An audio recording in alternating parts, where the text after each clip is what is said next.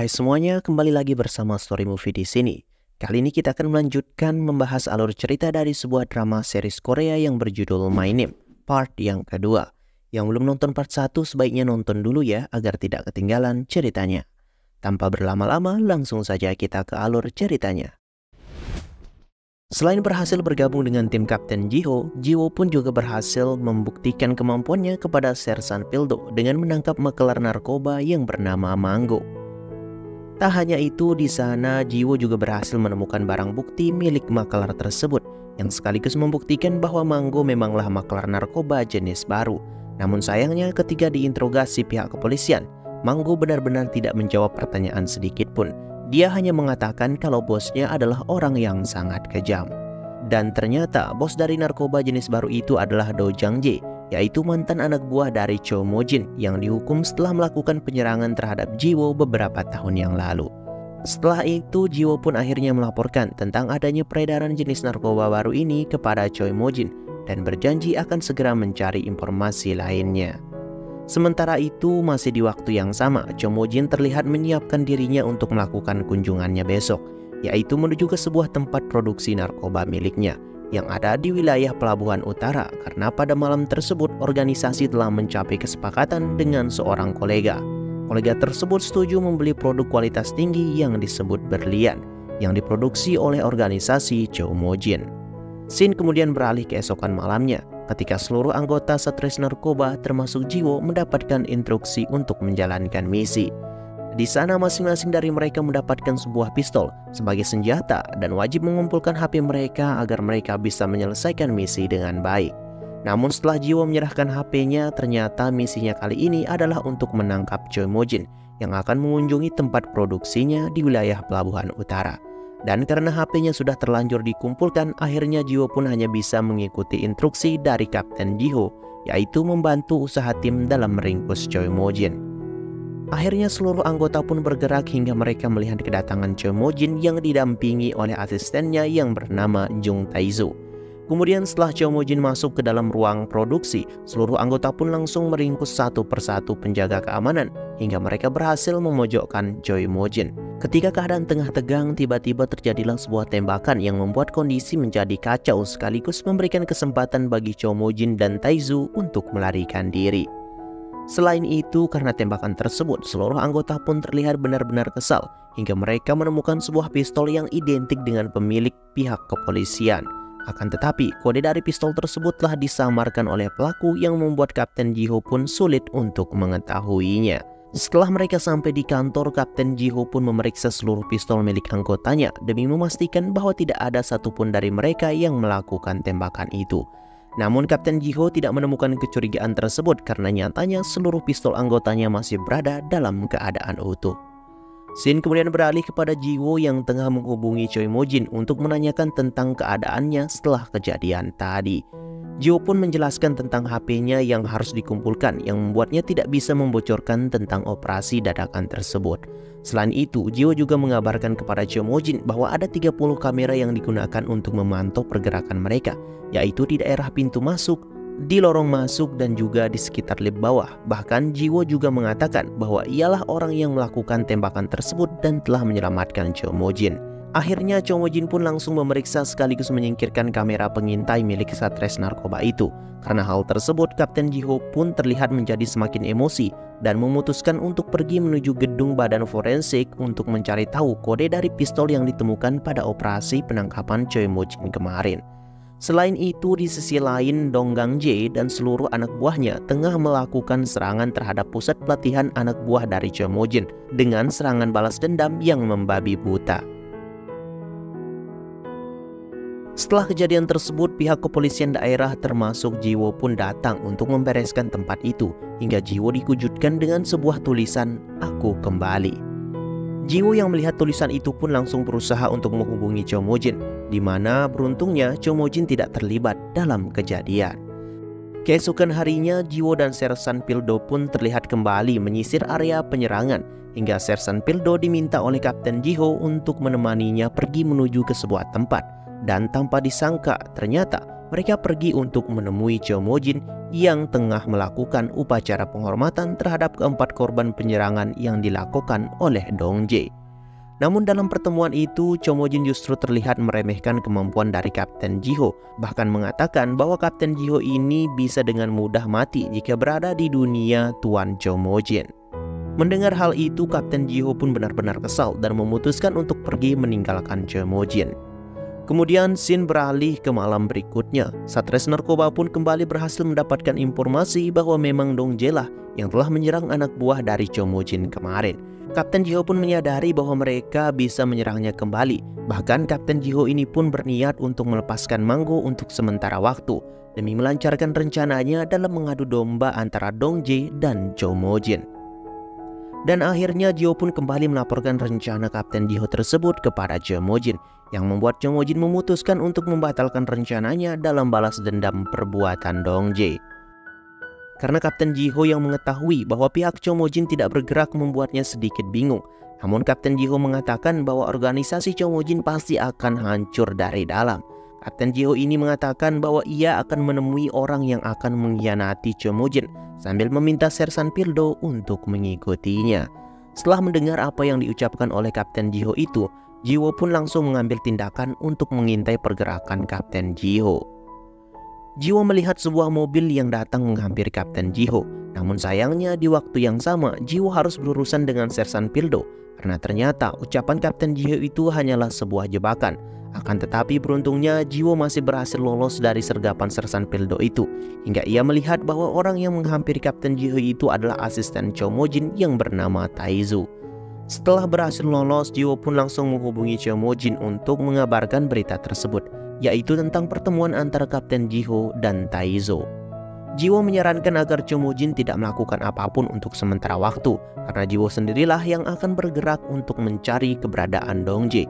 Akan tetapi karena informasi tersebut, Chomojin mulai sedikit mencurigai pergerakan dari Taezo. Namun tak lama setelah itu ternyata Taezo hanyalah korban dari umpan yang diberikan oleh Kapten Ji-ho.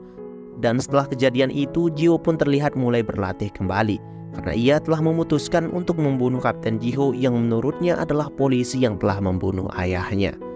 Ji-ho terlihat mengunjungi gedung forensik untuk meminta informasi tentang pistol yang dianalisis kemarin. Pistol tersebut ternyata bukanlah milik Kapten Ji-ho, melainkan milik seorang anggota Satres Narkoba yang telah meninggal beberapa tahun yang lalu yang bernama Song Jun-soo. Karena hal itulah yang membuat Ji-ho mengurungkan niatnya sementara waktu untuk membunuh Kapten Ji-ho, lalu memutuskan untuk memilih menyelidiki keberadaan Dong-jae. Ji-ho seorang diri terlihat bergerak menemui beberapa orang untuk mencari informasi tentang keberadaan Dong-jae. Namun tiba-tiba Sersan Pildo muncul dan langsung memutuskan ikut pergi bersama dengan Ji-ho. Dan ternyata tak lama setelah itu mereka pun sampai di sebuah pabrik yang diketahui telah tutup beberapa bulan yang lalu. Namun sebelum mereka masuk ke dalam pabrik tersebut, Sersan Pildo terlihat menghubungi salah satu anggota Satres Narkoba lainnya tentang keberadaan mereka, hingga akhirnya mereka pun masuk ke dalam pabrik yang telah ditutup itu. Di sana mereka berdua melihat transaksi narkoba yang dilakukan oleh Manggo bersama dengan Dong-jae. Namun dengan sebuah keanehan yang cukup mencurigakan, tidak seperti yang seharusnya. Di sana Dong-jae justru terlihat datang tanpa seorang pengawal pun, hingga tiba-tiba Dong-jae menghadap ke arah mereka sekaligus meminta seluruh anak buahnya untuk menangkap Ji-ho dan juga Sersan Pildo. Karena kalah jumlah, di sana mereka pun harus tertangkap oleh para anak buah dari Dong-jae yang secara terang-terangan tertawa setelah melihat Ji-ho yang saat ini tengah menyamar sebagai polisi dengan nama lain. Scene kemudian berpindah pada Chomojin yang datang ke tempat minuman langganannya, hingga ia pun meminta pemilik toko untuk pergi keluar membelikannya sesuatu. Tak lama setelah pemilik toko itu pergi, Chomojin langsung bertarung dengan orang-orang yang ada di toko tersebut. Ternyata mereka adalah para anak buah dari Dong-jae yang ditugaskan untuk membunuhnya. Dan setelah berhasil mengalahkan seluruh lawannya, Chomojin mendapatkan kabar dari Dong-jae tentang keselamatan Ji-ho yang saat ini berada di ujung tanduk. Akhirnya Chomojin pun langsung bergerak untuk membantu membebaskan Ji-ho dari Gang Jae, bersamaan dengan pihak kepolisian yang juga bergerak untuk menyelamatkan Sersan Pildo. Dan benar saja bahwa di sana Ji-ho dan Sersan Pildo diborgol di dalam alat penghancur mobil. Namun beruntungnya Ji-ho berhasil keluar terlebih dahulu atas bantuan dari Sersan Pildo walaupun Sersan Pildo masih tertangkap dalam alat penghancur yang terus bergerak. Tapi tak lama kemudian akhirnya Chomojin datang dengan mengorbankan mobilnya dan pada akhirnya membuat Sersan Pildo berhasil selamat dari alat penghancur mobil itu. Setelah berhasil menyelamatkan Jiwo, Chomojin pun terlihat kembali ke hotel untuk menyembuhkan lukanya. Dan ia memperingatkan Taizu karena tidak membantunya kali ini. Bahkan Chomojin terlihat memihak kepada Jiwo dibandingkan dengan Taizu. Setelah ia mengetahui bahwa Taizu telah bertemu dengan Kapten Jiho pada malam sebelumnya. Walaupun saat itu Taizu telah terkena jebakan Kapten Jiho yang berniat untuk menghancurkan organisasi dari Chomojin. Sementara itu di sisi lain, Jiwo harus menjalani sebuah operasi karena cedera yang ia alami hingga akhirnya Jiwo tersadar dari tidurnya setelah ia memimpikan sosok ayahnya. Dan setelah tersadar, Sersan Pildo pun membawa Jiwo menuju ke sebuah restoran untuk kembali berkumpul dengan anggota tim Satres Narkoba lainnya. Namun ternyata keberadaan Jiwo itu tengah berada di bawah pengawasan Taizu yang diperintahkan oleh Chomojin. Jadi singkat cerita, Chomojin ini berencana untuk menerbangkan Jiwo keluar Korea karena ia menganggap kondisinya saat ini akan sangat membahayakan penyamaran Jiwo yang menjadi polisi. Bahkan tak hanya itu, Chomojin juga telah meminta anak buahnya untuk memberikan Jiwo sebuah rumah di dekat pantai seperti yang dicita-citakannya dengan ayahnya. Namun Jiwo menolak mentah-mentah perintah tersebut dan ingin tetap berada di Korea karena ia masih ingin membereskan urusannya dengan Dongjae. Pada keesokan harinya, Jiwo sudah kembali masuk ke dalam tim Satres Narkoba. Akan tetapi sayangnya, di sana Jiwo menghentikan kasus investigasi tentang pembunuhan ayahnya pada beberapa tahun yang lalu. Di sana Kapten Lee dengan baiknya malah berpura-pura tidak mengetahui identitas asli Jiwo, di mana bahkan ia justru mengatakan bahwa Kapten Jiho adalah orang yang telah menutup kasus pembunuhan ayahnya beberapa tahun yang lalu. Bahkan saat malam hari, Kapten Lee ini justru terlihat bertemu dengan Chomojin. Karena ternyata Kapten Lee ini adalah seorang pecandu narkoba yang akhirnya terbunuh setelah membicarakan Jiwo di hadapan Chomojin. Sementara itu di sisi lain, Jiwo terlihat menemui Manggo yang merupakan anak buah dari Dongjae. Karena ternyata Manggo yang telah membocorkan penyamaran Jiwo kepada Dongjae. Jadi dengan kata lain, Manggo lah yang telah membocorkan rahasia Jiwo kepada Dongjae tentang penyamaran Jiwo ke dalam Satres Narkoba. Namun setelah melakukan sedikit ancaman, akhirnya Jiwo pun mendapatkan sebuah informasi penting dari Manggo bahwa besok Dongjae akan meninggalkan Korea menggunakan sebuah kapal. Tentunya Jiwo pun langsung mengabarkan hal tersebut kepada Chomojin. Chomojin langsung berencana bergerak untuk membereskannya. Tetapi untuk pergerakan kali ini, Chomojin meminta Taizu untuk tetap berada di markas demi menjaga kemungkinan terburuknya, yaitu ia tewas di tangan Dongjae. Karena ternyata pada malam yang sama, Dongjae juga telah menghubungi pihak Satres Narkoba dengan sendirinya, di mana Dongjae bermaksud untuk membantu Satres Narkoba menangkap Chomojin dengan cara Satres Narkoba harus bersedia membiarkannya pergi dari wilayah Korea sepenuhnya. Dan akhirnya keesokan harinya pertemuan pun terjadi hingga menimbulkan pertarungan yang sangat sengit. Setelah Dongjae benar-benar fokus bertarung 1 lawan 1 dengan Chomojin, di sana tim Satres Narkoba pun muncul untuk meringkus semua orang, baik itu orang-orang dari pihak Dongjae maupun dari organisasi Chomojin. Sementara itu pertarungan antara Dongjae melawan Chomojin terlihat semakin sengit, walaupun Chomojin terlihat sedikit menguasai jalannya pertarungan tersebut.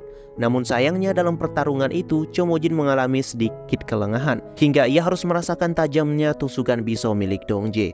Tak lama kemudian Jiho pun muncul untuk membantu Chomojin kabur sekaligus berniat untuk membunuh Dongjae yang benar-benar merepotkannya. Kemudian Chomojin akhirnya berhasil kabur setelah Taizu datang membawa mobilnya tepat di waktu yang sama ketika Kapten Jiho telah mengarahkan senjatanya kepadanya.